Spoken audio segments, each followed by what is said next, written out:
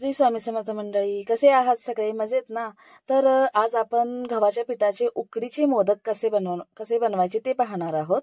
तर गव्हाच्या पिठाच्या मोदकाचा कधी शोध लागला तर 1972 साली, जेव्हा महाराष्ट्रात खूप मोठा दुष्काळ पडला होता. लोकांना प्यायला पाणी, अन्न काहीच नव्हतं, काम नव्हतं. तेव्हा गव्हाच्या पिठाचा मोदक बनवून गणपतीला प्रसाद म्हणून दाखवला होता. तर इथं मी काही साहित्य घेतलेलं आहे सारणासाठी. तर बदाम, गूळ, खोबरे 2 वाटी, गूळ 1 वाटी आणि बदामाचे काही काप घेतलेले आहेत. कढईमध्ये थोडं तूप टाकून बदामाचे काप छान असे भाजून घेऊया बदामी कलरवर. तर मी सांगत होते काय, गव्हाच्या पिठाचा मोदकाचा कधी शोध लागला तर 1972 साली लागला. लोकांनी गव्हाच्या पिठाचे मोदक बनवून दाखवले गणपती बाप्पाला आणि आपलं साकडं घातलं. तर खोबऱ्याचा किस मी तुपामध्ये घातलेला आहे, तो पण थोडासा असा परतून घेणार आहे. तर गव्हाच्या पूर्वी तांदूळ, नारळ आणि गूळ ह्यापासून मोदक बनवून गणपती बाप्पाला नैवेद्य म्हणून दाखवत होते. पण त्यावेळी लोकांच्या कळावर एवढी बिकट परिस्थिती आली होती की म्हणजे नैवेद्य कसा दाखवा किंवा काय. अमेरिकेतून गहू आयात केलं होतं, ते लाल रंगाचं होतं.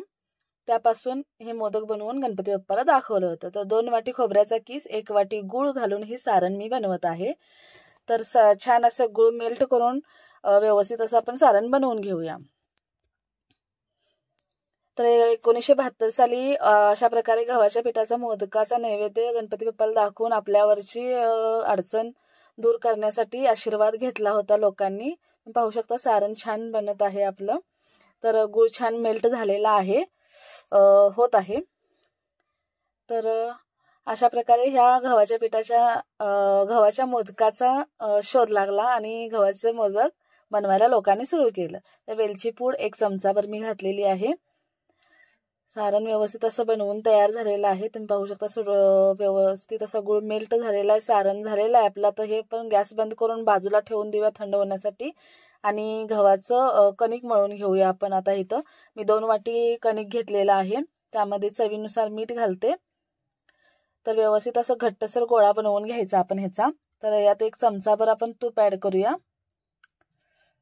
छान असं मऊ होण्यासाठी आपण तूप घालूया त्यामध्ये आणि असं पाणी घालून आपण हा गोळा मळून घेऊया कणिक.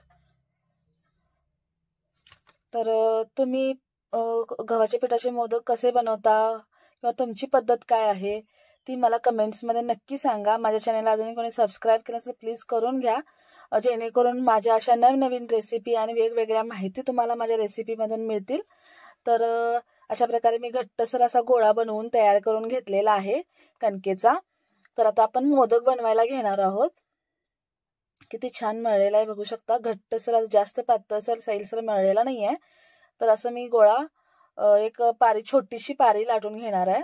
तर एक तुम्हाला छानशी अशी ट्रिक सांगणार आहे की इथं मी एक साचा घेतलेला आहे. ह्या साच्यामध्ये छान असं मी मोदक तयार करणार आहे. कळी वगैरे काहीही पाडणार नाही आहे. तर कशा प्रकारे मी करत आहे ते मी पाहू शकता. या साच्यामध्ये एक पारी लाटून व्यवस्थित असं मध्ये पोकळ करून घेतलेला आहे आणि त्या साच्याचा आकार व्यवस्थित असा मोदकाला येतो. कळी पाडायची काहीही गरज नाही. ज्यांना कळी पाडायला येत नाही त्यांना साधी सोपी अशी ट्रिक आहे. तुम्ही ही वापरून असे मोदक बनवू शकता.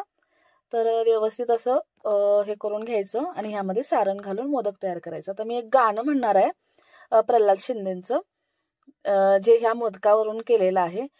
नाव काढू नको तांदुळाचे, केले मोदक लाल गव्हाचे. भार ओळख साऱ्या घरांचे, कधी येतील दिवस सुखाचे. सेवा घालूनी थोर मानूनी, द्यावा आशीर्वाद आता. बाप्पा मोरया रे, बाप्पा मोरया रे, चरणी ठेवी तो माता.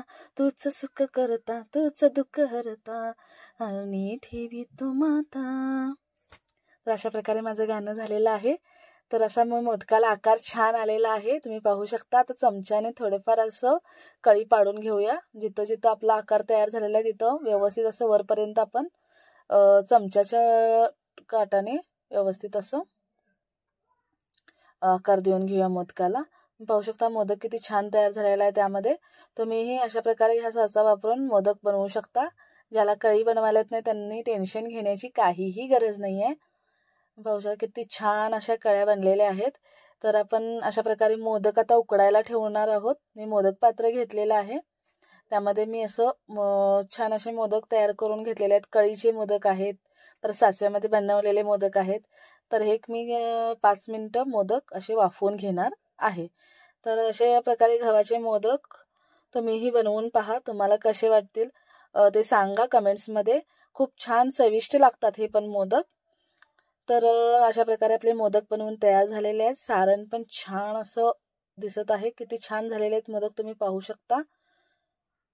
तर गणपती बाप्पाला अशा प्रकारे मोदक बनवून नक्की नैवेद्य दाखवा. धन्यवाद मंडळी, माझा संपूर्ण व्हिडिओ पाहिल्याबद्दल. आता पुन्हा भेटू नवीन रेसिपीसह. बाय.